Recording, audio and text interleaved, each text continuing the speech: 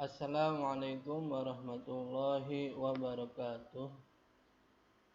Alhamdulillahi rabbil alamin. Wassalatu wassalamu ala ashrafil anbiya'i wal mursalin Sayyidina wa maulana Muhammadin wa ala alihi wa sahbihi ajma'in. Amma ba'du. Anak-anakku sekalian, gimana kabarnya? Semoga selalu dalam keadaan sehat walafiat dan dalam perlindungan Allah Subhanahu wa taala. Amin amin ya rabbal alamin. Oke, sebelum belajar sama-sama kita berdoa, mudah-mudahan kita diberikan ilmu yang bermanfaat, akhlak yang mulia, rezeki yang banyak dan dijadikan anak-anak yang soleh dan solehah. Amin ya rabbal alamin. Anak-anak sekalian, sekarang kalian akan memulai pelajaran di kelas 8 ini, yaitu materi PPKN bab 1 tentang kedudukan dan fungsi Pancasila. Kalau dahulu di kelas 7 kalian sudah mempelajari tentang bagaimana proses perumusan dan penetapan Pancasila sebagai dasar negara. Maka sekarang kalian akan mempelajari tentang kedudukan dan fungsi Pancasila.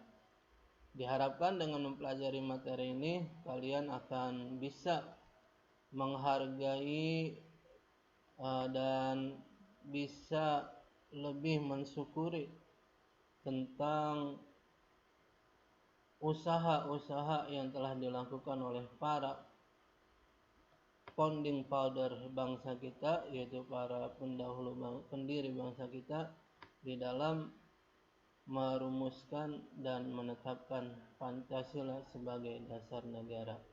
Sehingga kalian nanti akan memiliki kepedulian terhadap dasar negara kita ini. Kalau kalian sudah memiliki kepedulian terhadap dasar negara kita, maka insya Allah kalian akan mau berjuang untuk membela dasar negara Pancasila kita ini apabila ada orang-orang yang ingin merubah atau menggantinya. Apalagi dengan kondisi sekarang yang sedang hangat, bahwasanya dasar Pancasila ini akan diganti dengan dasar Trisila atau Ekasila yang merupakan paham-paham dari paham komunis. Baiklah, di sini kita akan mempelajari tentang kedudukan dan fungsi Pancasila. Kedudukan dan fungsi Pancasila disebutkan dalam bab 1 ini ada 6. Yaitu yang pertama sebagai dasar negara. Yang kedua sebagai pandangan hidup bangsa. Ketiga sebagai kepribadian bangsa. Keempat perjanjian luhur rakyat Indonesia. Kelima sumber dari segala sumber hukum. Dan keenam ideologi Pancasila. Kita masuk pada yang pertama, Pancasila sebagai pandangan hidup bangsa. Pancasila sebagai pandangan hidup bangsa mengandung makna bahwa segala aktivitas sehari-hari bangsa Indonesia harus sesuai dengan nilai-nilai yang terkandung dalam ajaran Pancasila. Misalnya, dalam mengatasi konflik atau ketegangan sosial, maka sebagai bangsa Indonesia kita harus ingat bahwa dasar negara kita mengajarkan untuk menjadi manusia yang adil dan beradab dan selalu mengutamakan persatuan Indonesia daripada mengutamakan kepentingan pribadi atau golongannya saja. Nah, insya Allah kalau kita menggunakan Pancasila sebagai pandangan hidup bangsa, maka tidak ada lagi pelajar yang tawuran, tidak ada lagi warga masyarakat yang ribut atau melakukan peperangan, karena mereka akan berusaha untuk menjadi manusia yang adil dan beradab, dan mereka akan menjaga persatuan Indonesia.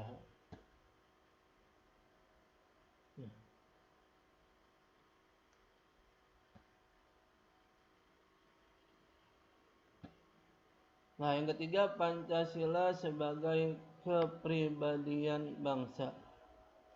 Pancasila sebagai kepribadian bangsa memberikan corak dan ciri yang khas bagi bangsa Indonesia dan menjadi pembela dengan bangsa lain. Misalnya, budaya gotong royong diyakini oleh Insinyur Soekarno sebagai hal yang harus ada dan menyemangati bangsa Indonesia.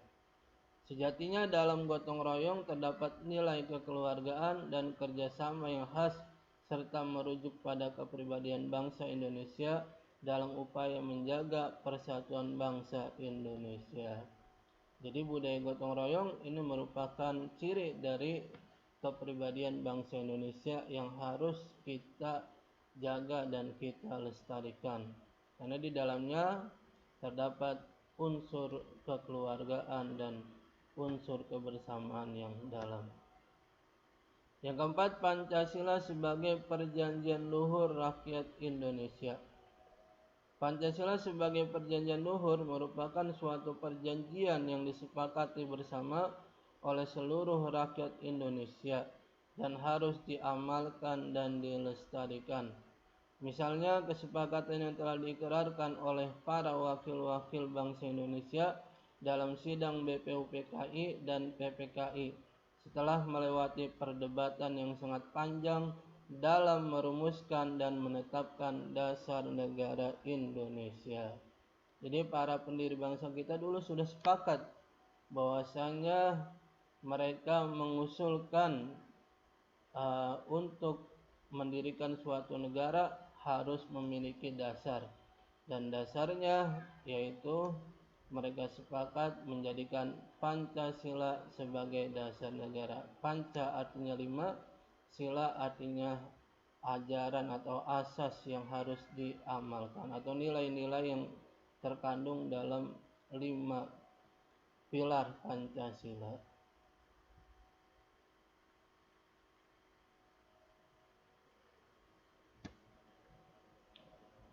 Pancasila sebagai sumber dari segala sumber hukum.